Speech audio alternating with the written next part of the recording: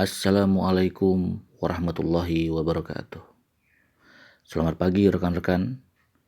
Mungkin tidak semua orang memahami dengan benar apa itu coronavirus, COVID-19, alasan pembatasan aktivitas di luar rumah, dan seberapa bahayanya virus tersebut buat kita dan keluarga.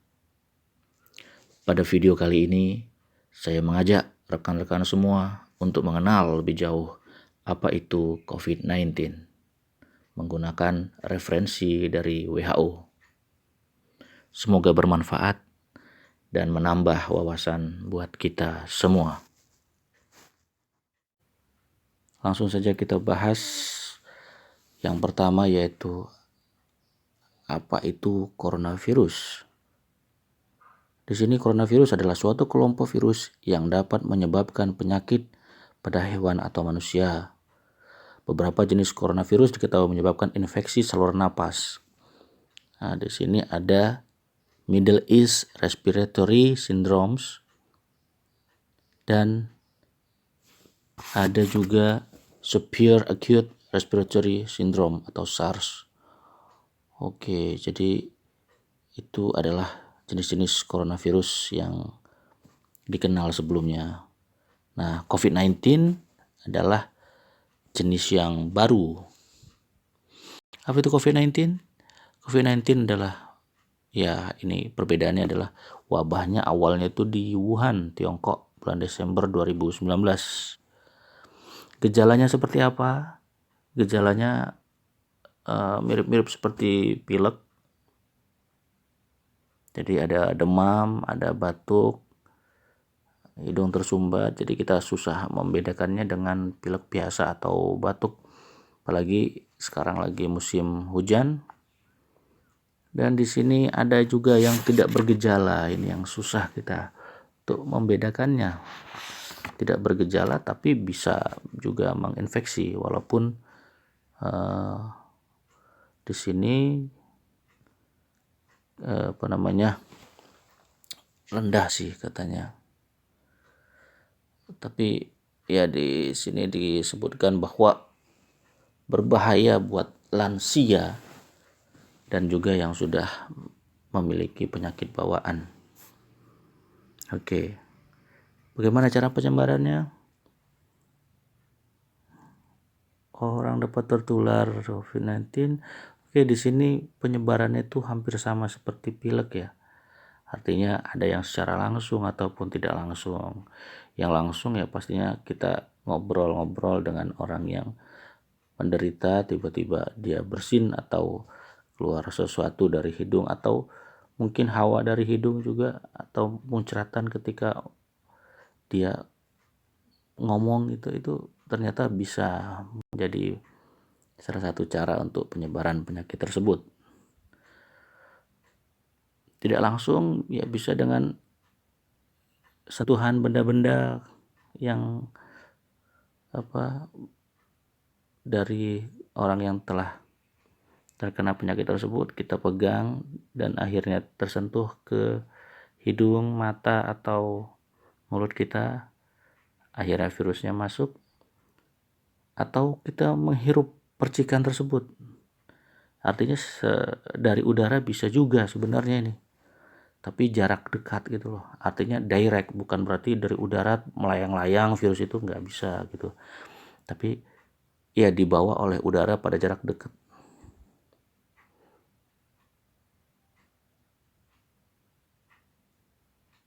Tapi itu masih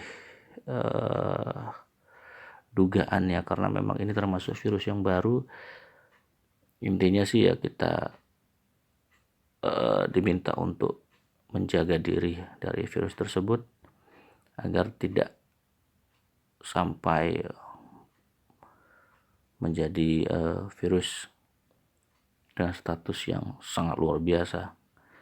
Ya harapannya kita semua memiliki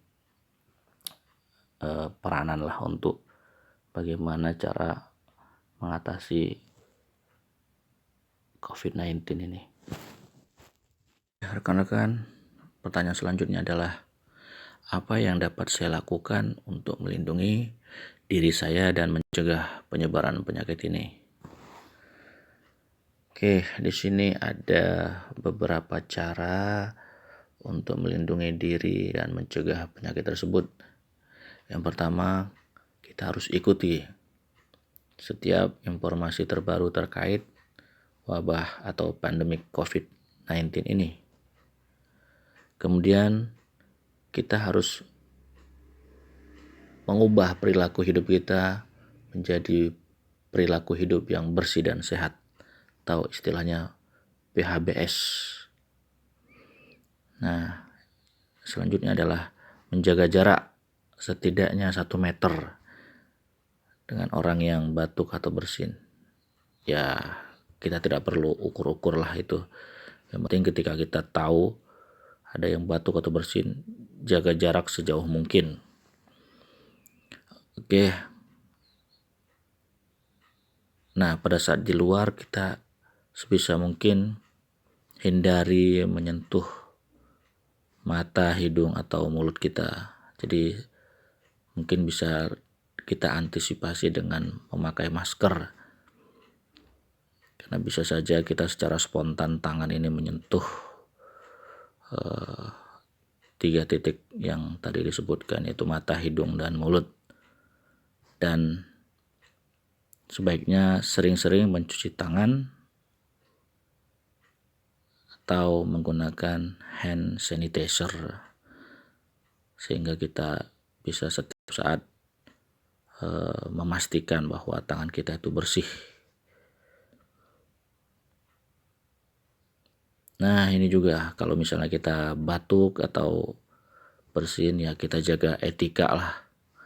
Jangan sembarangan kita harus menutup mulut atau menggunakan tisu dan sebagainya. Karena pandemik ini bukan hanya merugikan buat kita, tapi bisa juga merugikan untuk orang lain. Nah, jika Anda benar-benar tidak merasa nyaman, kurang enak badan, ya sebaiknya jangan dulu beraktivitas di luar, tetaplah tinggal di rumah.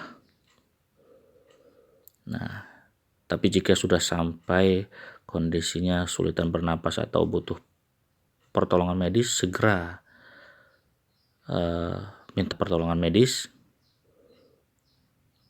dan mengikuti arahan dinas kesehatan setempat. Oke, untuk selanjutnya bagaimana jika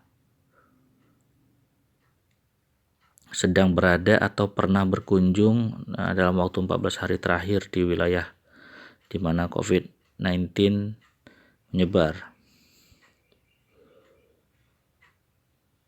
Ya, prinsip utamanya adalah melakukan isolasi diri. Jadi kita isolasi diri, menetap di rumah, ya hampir sama seperti yang tadi. Jika misalnya kondisinya memburuk atau kurang baik, maka kita minta pertolongan medis untuk diisolasi di rumah sakit atau tempat yang telah disediakan. Seberapa kemungkinan saya tertular COVID-19? Ya, ini tergantung di mana kita berada dan seberapa besar aktivitas kita berada di lokasi tersebut. Ya, semakin banyak kita terpapar lingkungan-lingkungan yang sedang wabah virus tersebut, maka resiko tertular akan semakin tinggi. Jadi di sini pemerintah mengambil sikap untuk menentukan atau menetapkan zona-zona di mana kita harus membatasi aktivitas kita di zona tersebut. Misalnya menetapkan transmisi lokal atau zona merah dan lain-lain. Tujuannya adalah bukan membuat atau memberikan rasa takut kita untuk berada di lokasi tersebut, tapi untuk memberikan kewaspadaan buat kita bahwa kita harus membatasi aktivitas kita sampai kondisi dirasa aman buat kita dan keluarga. Untuk pertanyaan selanjutnya adalah, Apakah saya harus khawatir tentang COVID-19? Kalau untuk khawatir, rasanya tidak, tapi kita harus waspada karena ini pandemik corona atau pandemik COVID-19 ini belum ada obatnya dan belum ada vaksinnya, sehingga penyebarannya akan sangat meluas. Namun secara umum untuk anak yang masih muda atau anak-anak atau orang dewasa yang masih muda, ini umumnya bersifat ringan, jadi tidak terlalu berbahaya. Namun yang berbahayanya adalah dia atau mereka dapat menyebarkan kepada golongan-golongan yang tadi yang kita sebutkan, yaitu lansia atau orang yang sudah memiliki penyakit bawaan. Nah, disinilah berbahayanya. Jadi untuk itu maka kita harus pintar-pintar membatasi aktivitas kita, karena penyebaran atau penularan virus ini lebih berbahaya daripada efeknya buat seluruh orang di dunia ini. Jadi penyebarannya dapat menyebabkan angka kematian tinggi.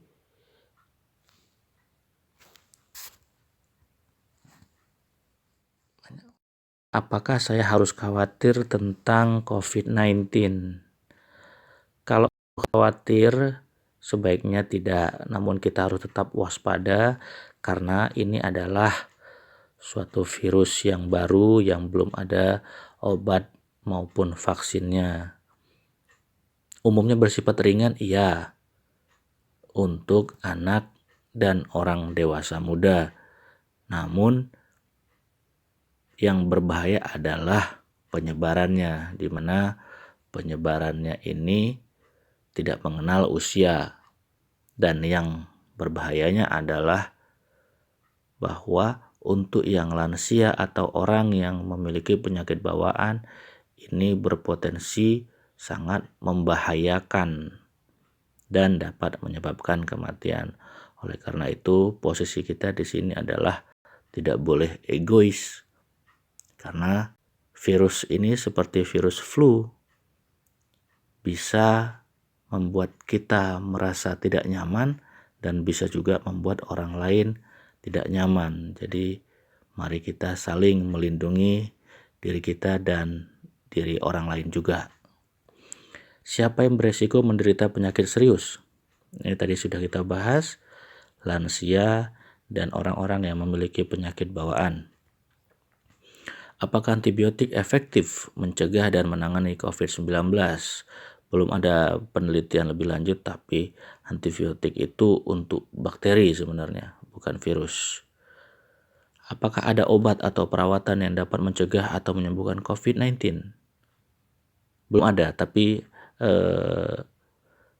dari berbagai sumber sudah banyak penelitian-penelitian, baik obat-obat barat dan tradisional sedang diuji. Tapi untuk saat ini diharapkan kita untuk pencegahan dengan selalu menjaga kondisi tubuh kita lebih fit, baik dengan minum multivitamin ataupun menambah kekuatan kita dengan makan makanan bergizi, atau kita bisa tambahkan ramuan-ramuan tradisional yang aman dan bisa menambah imun buat tubuh kita. Apakah ada vaksin, obat atau perawatan untuk COVID-19? Saat ini belum ada dan sedang dikembangkan di berbagai negara. Harapannya ya segera ditemukanlah vaksin tersebut. Apakah sama dengan SARS? Tidak. Tadi kita sudah sebutkan sebelumnya bahwa ini adalah COVID-19 ini adalah jenis virus corona yang baru. Perlukah saya mengenakan masker untuk perlindungan diri saya? Kenakan masker hanya jika Anda sakit disertai gejala-gejala COVID-19. Oke, di sini jika tujuannya adalah untuk bagaimana kita melindungi dari percikan atau mungkin aktivitas kita di luar begitu padatnya, atau misalnya kita takut secara spontan tangan kita menyentuh bagian-bagian yang tidak diperbolehkan tadi, misalnya mulut, hidung, atau mata gitu kan. Minimal dua titik itu kita bisa lindungi. Maka memakai masker boleh-boleh saja gitu loh. Tapi jika misalnya aktivitas kita hanya aktivitas yang bisa ketemu dengan air, kita bisa mudah mencuci tangan atau membersihkan wajah kita dan lain-lain, itu dirasa tidak perlu karena ada prioritas utama atau orang yang lebih memerlukan masker tersebut, yaitu dari pihak medis. Cara mengenakan, menggunakan, melepas, dan buang masker. Nah, di sini ada langkah-langkahnya ya, mungkin kita bisa ikuti satu persatu, nggak perlu kita bahas terlalu mendetail. Intinya ya, gunakan masker dan usahakan bahwa tidak ada sela untuk masuknya percikan-percikan atau hawa-hawa tadi yang membuat kita terinfeksi virus tersebut. Caranya ya bisa diikuti langkah-langkah yang sudah disebutkan ini 1-10. Berapa lama masa inkubasi COVID-19? Masa inkubasi adalah jangka waktu antara terjangkit virus dan munculnya gejala penyakit. Oke, ini umumnya 1-14 hari. Apakah bisa terinfeksi dari hewan? Di sini belum ada penelitian lebih lanjut, tapi kemungkinan besar tidak. Jadi kemungkinan besar terinfeksi oleh manusia dengan manusia, tapi ini belum ada informasi yang lebih mendalam terkait apakah manusia dapat terinfeksi COVID dari hewan. Nah, di sini dijelaskan lagi bahwa apakah dapat tertular COVID-19 dari hewan peliharaan saya? Tidak, belum ada bukti sama sekali. Nah, berapa lama virus ini bertahan di atas permukaan? Nah, ini juga belum ada penelitian yang lebih lanjut, berapa harinya, dan yang mungkin yang kita informasi yang kita dapat selama ini itu hanya masih perkiraan saja. Jadi yang penting sebenarnya adalah bagaimana kita ketika menyentuh sesuatu yang mungkin kita curigai itu berbahaya, sudah segera cuci tangan, atau kalau misalnya sulit menemukan sumber air, kita bisa menggunakan hand sanitizer, namun sesegeranya mencuci tangan atau wajah kita. Baik rekan-rekan, demikian dulu pembahasan kita terkait COVID-19 jilid pertama. Nantikan pembahasan terkait COVID-19 jilid kedua di waktu yang berbeda. Semoga kita semua sehat selalu dan tetap jaga keluarga di rumah saja.